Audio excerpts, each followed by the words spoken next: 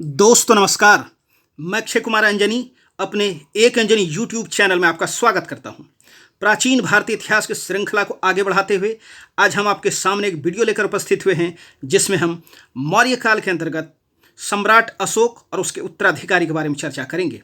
यह course university और board exam के साथ साथ खास तौर से प्रतियोगिता परीक्षाओं को ध्यान में रखकर डिजाइन किया गया है, जिससे आपको निश्चित मदद मिलेगी। तो कृपया इस वीडियो के अंत तक बने रहें और इसे ज़्यादा से ज़्यादा लाइक और शेयर करें। अगर अब तक आपने इस चैनल को सब्सक्राइब नहीं किया है तो इसे तुरंत सब्सक्राइब कर लें और बगल में लगे बेल आइकन को भी दबा दें, ताकि मैं जैसे ही कोई वीडियो अपलोड करूं वो तुरंत आप तक पहुंच जाएगा। तो हम लोग स्टार्ट करते हैं सम्राट अशोक के बारे में। हम लोग आज देखेंगे ये फैक्ट विथ कंसेप्ट के साथ, जो है सिर्फ याद नहीं करना है इतिहास, बल्कि जो है फैक्ट को समझते हुए जो है आगे बढ़ना है और उसमें उस तरह की चीज़ों को देखना है जो खास तौर से प्रतियोगिता परीक्षाओं की दृष्टि से जो है महत्वपूर्ण है। तो सबसे पहले यहाँ से सवाल पूछा जाता अशोक के नाम को लेके। चलिए, अशोक के नाम को अगर देखें तो अशोक का जो नाम है, तो अभिलेखों में अगर आप देखेंगे अशोक के अभिलेखों में तो ज़्यादातर जगह पर देवानाम पिय और देवानाम पियदसी, ये जो है अशोक के अभिलेख में नाम मिलता है।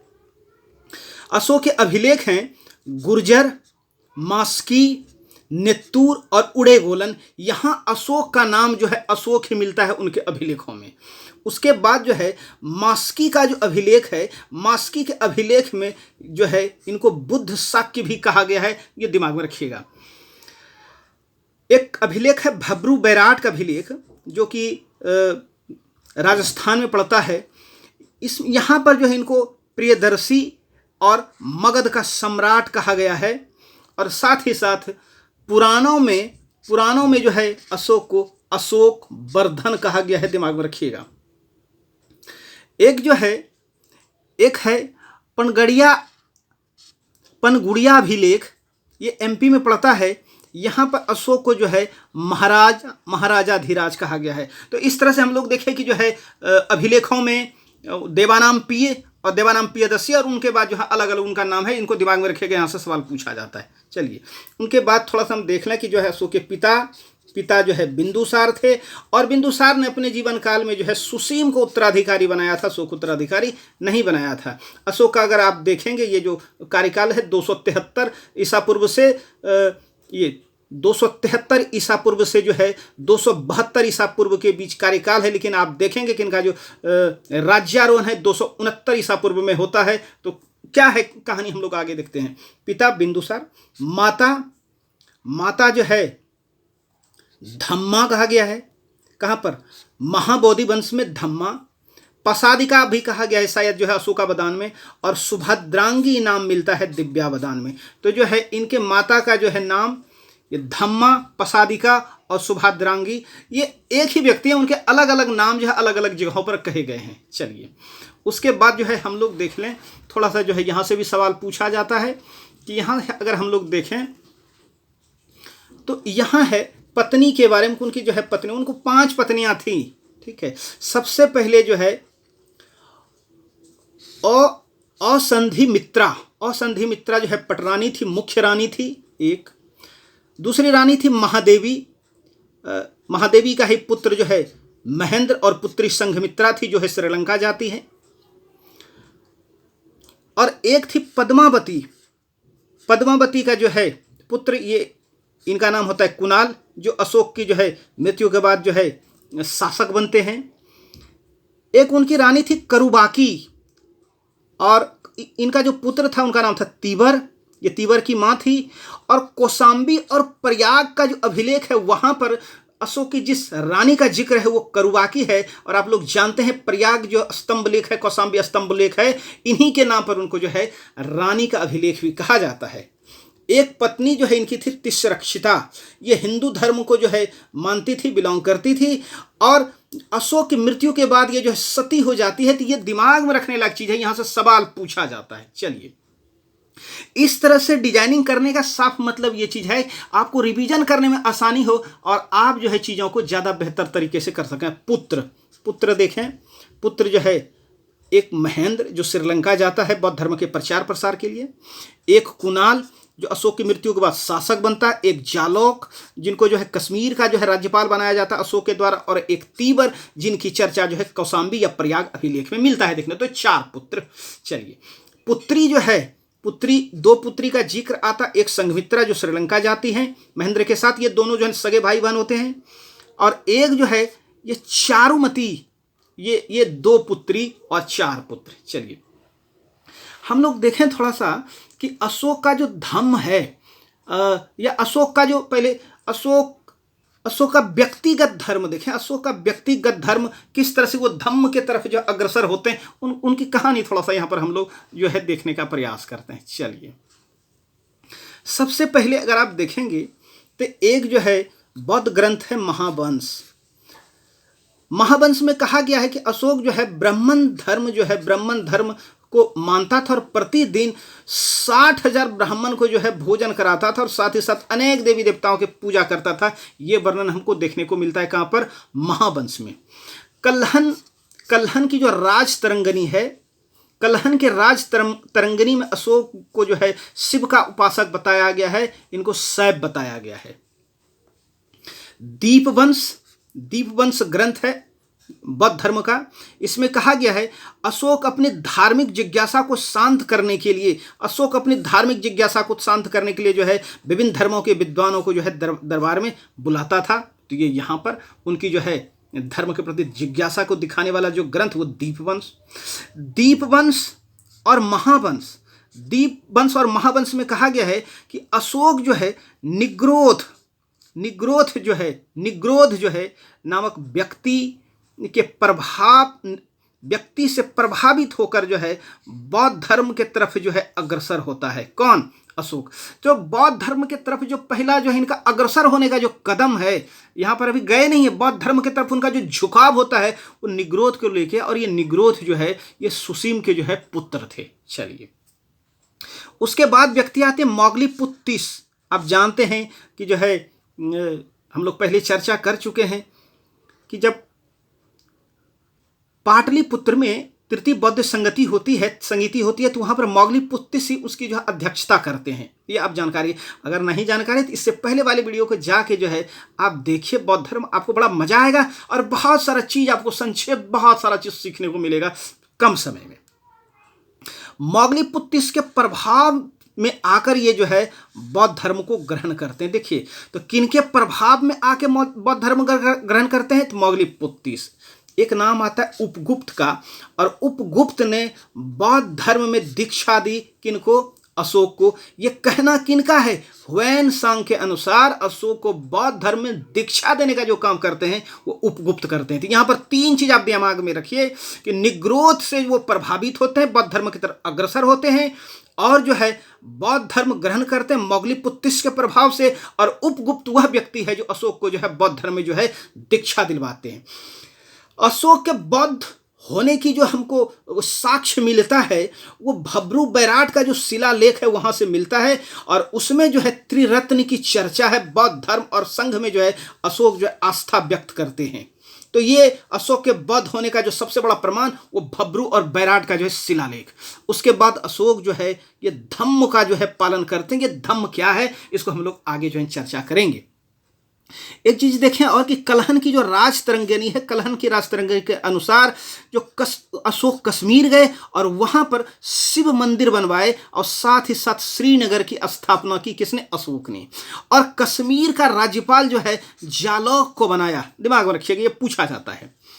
तिब्बती जनश्रुति के अनुसार अशोक जो है नेपाल जीतकर ललितपत्तन नगर बसाया। साथ ही साथ अशोक की जो पुत्री है ये चारुमती के द्वारा जो है देवपत्तन नगर भी बसाया गया नेपाल में। ये दिमाग में रखिएगा, यहां से सवाल पूछा जाता है। चलिए, उसके बाद हम लोग देखें जिसने वास्तव में अशोक को जो है महान सम्राट के रूप में दर्जा दिया, किस तरह से वो अपने आप को परिवर्तित करते हैं उस रूप में, कौन सी वो घटना थी जिनके वजह से वो परिवर्तित हो जाते हैं, उसको हम लोग देखने का प्रयास करते हैं। तो ये घटना थी कलिंग युद्ध का। कलिंग युद्ध ये 261 ईसा पूर्व की घटना है, और ये अशोक के राज्याभिषेक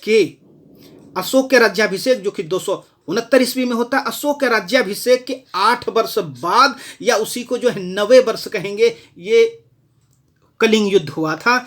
और डॉक्टर हेमचंद्र राय चौधरी के अनुसार मगध सम्राट बनने के बाद ये अशोक का प्रथम तथा आखिरी युद्ध था। कौन? कलिंग युद्ध। मतलब साफ है यहाँ ये इशारा किया जा रहा है कि अशोक अपने जीवन काल में सिर्फ और सिर्फ जो राजा बनने के बाद, शासक बनने के बाद एक ही युद्ध लड़ा, और वो युद्ध कौन सा था? वो युद्ध था कलिंग युद्ध।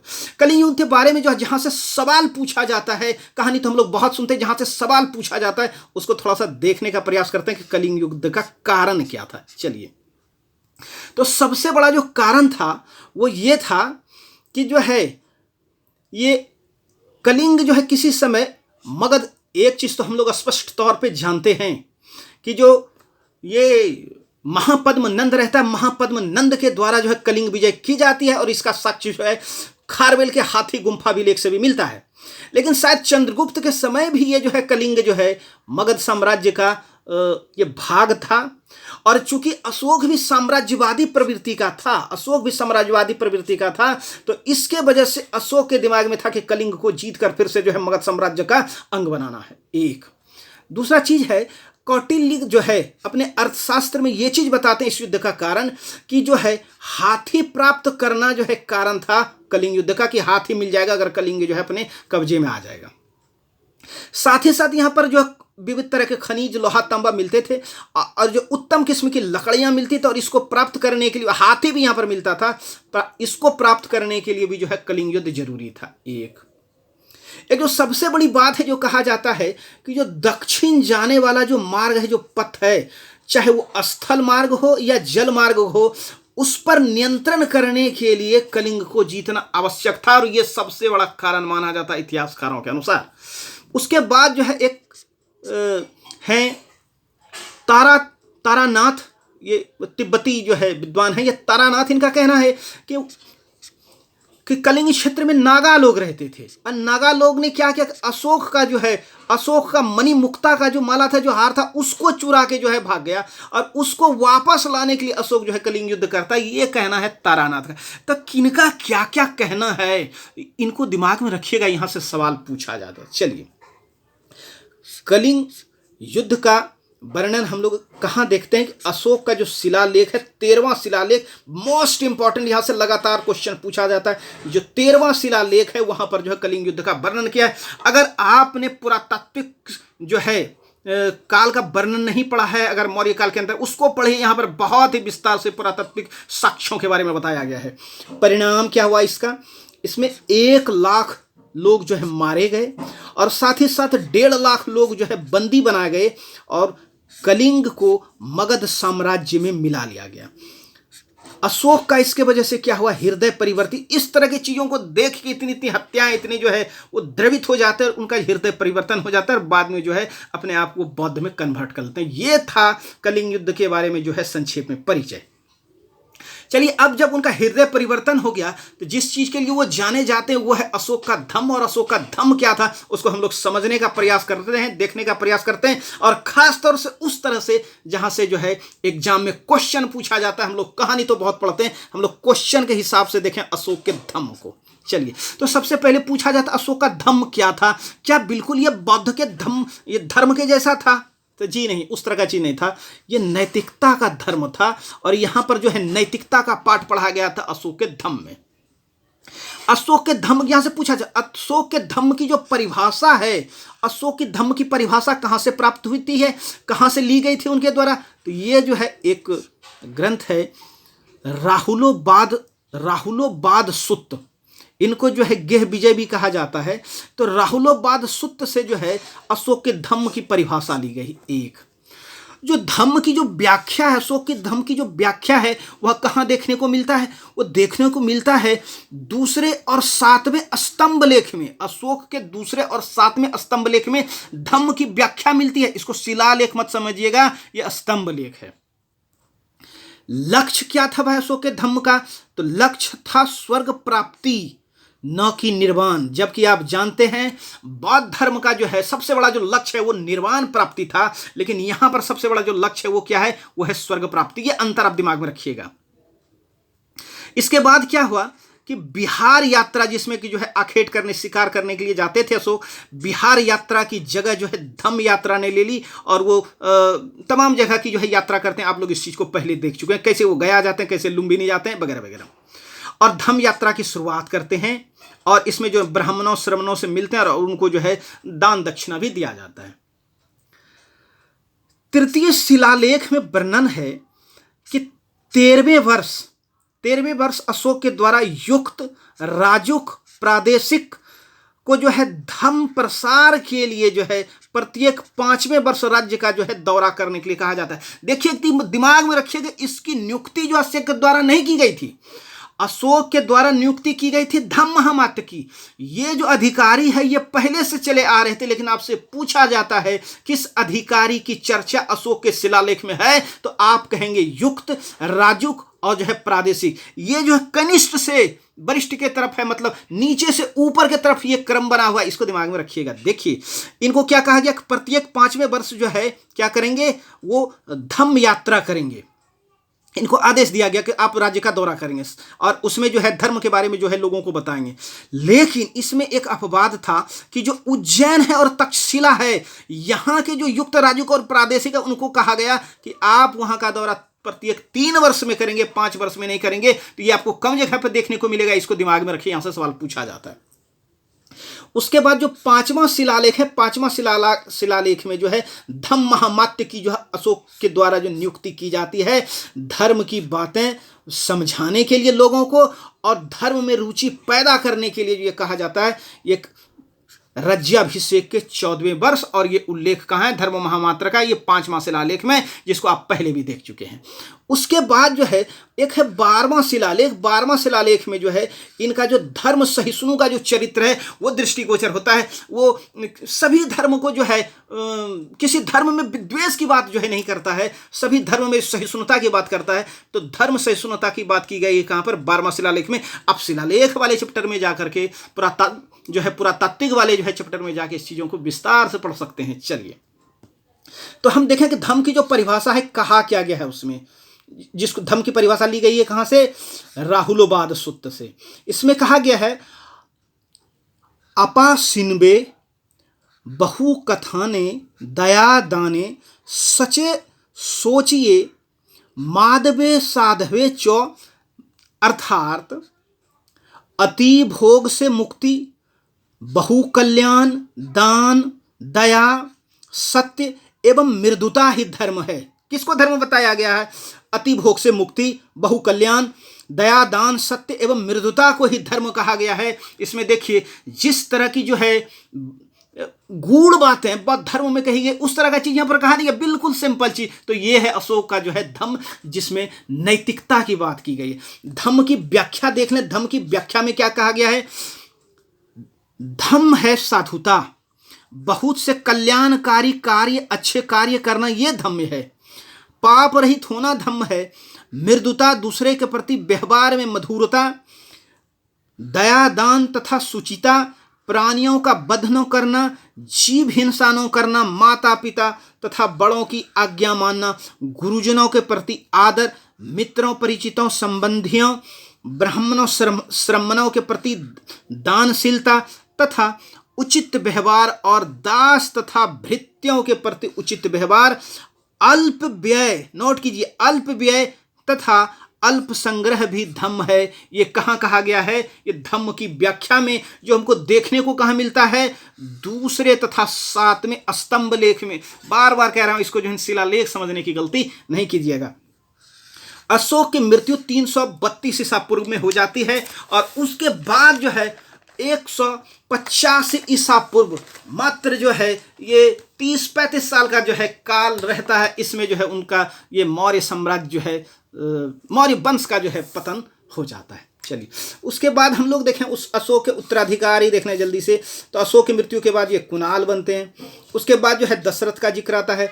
दशरथ भी देवानाम्पीय की उपाधि धारण करते हैं और नागार्जुनी की पहाड़ी में जो है आजीविकाओं के लिए लोमस, गोपी, बर्थिका, बहिका गुफा का निर्माण करते हैं। आपको पता है कि जो है अशोक के द्वारा बराबर की पहाड़ियों में जो है गुफा का निर्माण किया जाता है और यहाँ पर जो है नागार्जुनी की पहाड़ी में, तो ये अंतर है। चलिए, इसके बाद आता है संप्रति, ये जैन धर्म को मानता था। लास्ट में जो है वृद्धरथ, मौर्य वंश का अंतिम शासक, 185 ईसा पूर्व में। इनके सेनापति रहते हैं पुष्यमित्र शुंग।